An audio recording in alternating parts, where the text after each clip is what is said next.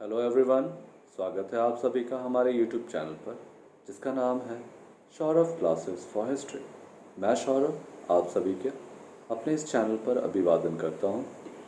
आज मैं MA semester 4 के सब्जेक्ट कोड EC3B से एक काफ़ी महत्वपूर्ण विषय आप लोगों के सामने लेकर उपस्थित हुआ हूं। आज हमारे अध्ययन का जो टॉपिक होगा वह है मुगल काल में शहरी संस्कृति के विविध पक्ष, अर्थात मुगल काल में शहरी संस्कृति के उदय। तो इस विषय को प्रारंभ करते हैं बिना समय गंवाए। तो मध्यकाल में शहरी संस्कृति का उदय तथा इसके विविध पक्ष मध्यकालीन भारतीय इतिहास का अत्यंत ही महत्वपूर्ण विषय है। इन शहरों की उत्पत्ति ग्रामीण वातावरण में हुआ था। इसके उदय के दो महत्वपूर्ण कारक थे। पहला, सीमित स्थान पर आबादी का उच्च घनत्व और दूसरा, जनसंख्या का मुख्यतः गैर कृषक अथवा गैर खेतीहर स्वरूप। ठीक है, इनके कारण मध्यकाल में शहरी संस्कृति का उदय हुआ। अब हमें मुगल काल में शहरी संस्कृति के उद्भव के कुछ महत्वपूर्ण कारकों को देखेंगे। तो इसके कारण किन किन कारणों की वजह से मुगल काल में शहरी संस्कृति का प्रादुर्भाव हुआ, तो इसका सबसे पहला पॉइंट है expansion and growth of old and new cities. कहने का तात्पर्य है कि पुराने तथा नए नगरों का विस्तार एवं विकास। इसके अंतर्गत हम पाते हैं कि कई नए नगरों का निर्माण हुआ जिन्होंने मुगलों के शहरीकरण को बढ़ावा दिया। इसका दूसरा महत्वपूर्ण पॉइंट है growth of population in cities, यानी जनसंख्या का तेजी से विकास, नगरों में तेजी से विकास। जनसंख्या का घनत्व जब नगरों में तेजी से बढ़ता चला गया, जिसकी वजह से भी शहरीकरण को प्रोत्साहन मिला। इसका तीसरा महत्वपूर्ण पहलू है expansion in national and international trade, अर्थात अंतर्राष्ट्रीय एवं राष्ट्रीय व्यापार में वृद्धि। कई मुगल शासकों ने राजस्व वृद्धि एवं अपने साम्राज्य के सुदृढ़ीकरण के लिए वाणिज्य व्यापार पर विशेष ध्यान दिया और इस कारण इनका व्यापार राष्ट्रीय ही नहीं वरन अंतर्राष्ट्रीय सीमाओं को भी पार कर गया। ग्रोथ इन इकोनॉमी भी इसका एक महत्वपूर्ण पहलू है।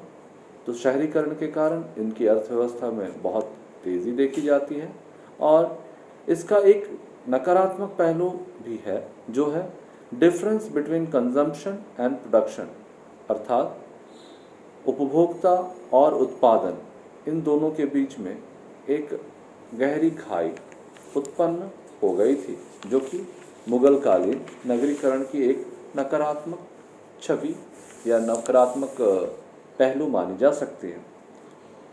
तो चलिए हम विस्तार से इसको समझने का प्रयत्न करते हैं।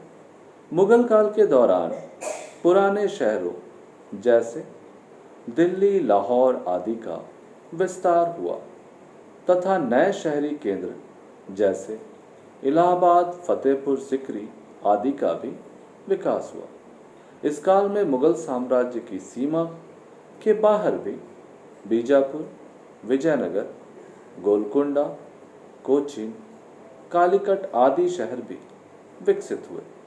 इस दौरान शहरों की संख्या, आकार, उनकी धन संपदा में तेजी से वृद्धि हुई। इसके छोटे शहरों में स्थानीय आवश्यकताओं की पूर्ति तथा स्थानीय व्यापार होते थे, जबकि बड़े शहरों का विश्वव्यापी महत्व हो गया था और यहाँ से अंतर्राष्ट्रीय व्यापार संचालित किए जाते थे। मुगल काल में नगरों के विकास ने जनसंख्या वृद्धि में भी काफ़ी योगदान दिया था। इन नगरों में कुछ की आबादी तो यूरोप और इंग्लैंड के समकालीन आबादी से काफ़ी ज़्यादा थी, लेकिन इन शहरी आबादी के विकास से पारंपरिक गांव के जीवन का कोई अहित नहीं हुआ।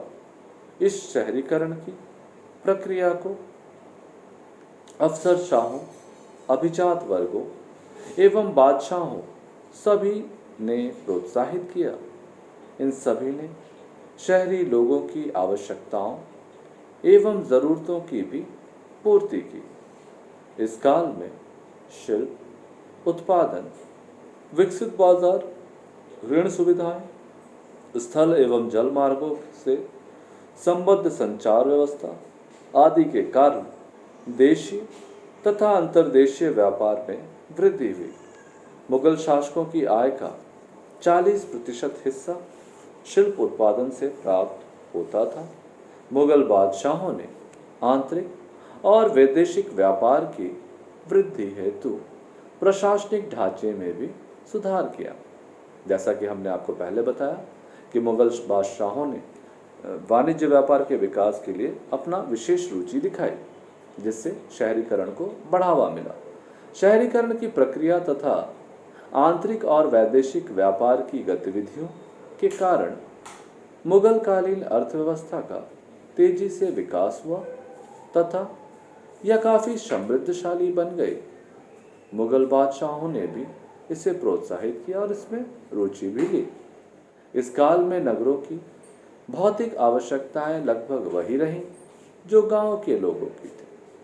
शहरों में शिल्पकला उत्पादों द्वारा शासक, शहरी जनसंख्या और निर्यात बाजार की आवश्यकताओं को पूरा किया जाता था। गांव में शहरी शिल्प उत्पादों की कितनी खपत थी, इसका आकलन करना थोड़ा कठिन कार्य है। इस काल में उत्पादकता एवं उपभोग के मध्य काफ़ी अंतर आ गया था, जो इस शहरी संस्कृति की निषेधात्मक पहलू मानी जा सकती है।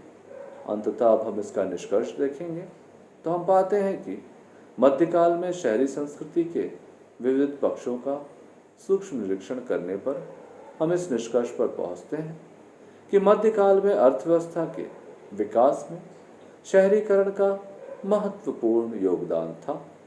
इस शहरीकरण के लिए कई कारक उत्तरदायी थे: प्रशासनिक, सैन्य, भौगोलिक, आर्थिक और धार्मिक कारक आदि।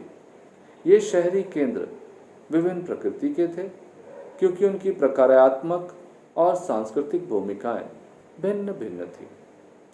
तुर्कों के भारत आगमन के पूर्व भी शहरी संस्कृति पनप रही थी, लेकिन सल्तनत काल में तुर्कों की सत्ता स्थापित होने के बाद इसका तेजी से विकास प्रारंभ हुआ।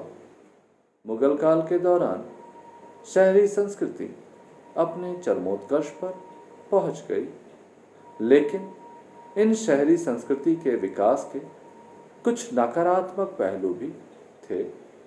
जहां हमने देखा कि सल्तनत दौर में भी कुछ नकारात्मक पहलू थे, जिसमें शहरी कार्मिकों को पूर्ण स्वतंत्रता प्राप्त नहीं थी। वहीं हम बनिस्बत तुलना करें मुगल काल से, तो मुगल काल में उपभोक्ता एवं उत्पादक के मध्य अंतर होना इसके निषेधात्मक पक्षों में से एक था।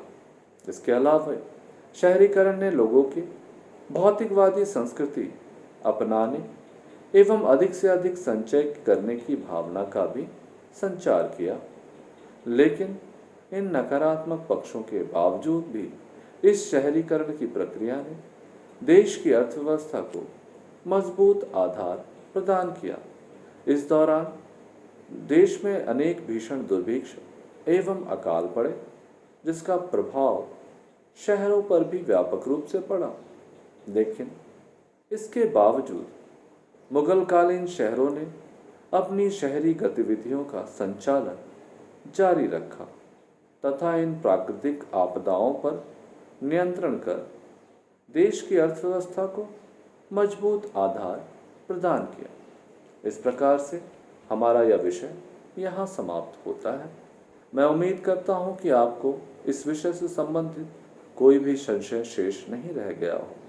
यदि इसके बावजूद आपको किसी विषय को या किसी वाक्य को समझने में कठिनाई हुई हो, तो आप हमें कमेंट में लिखकर भेजें।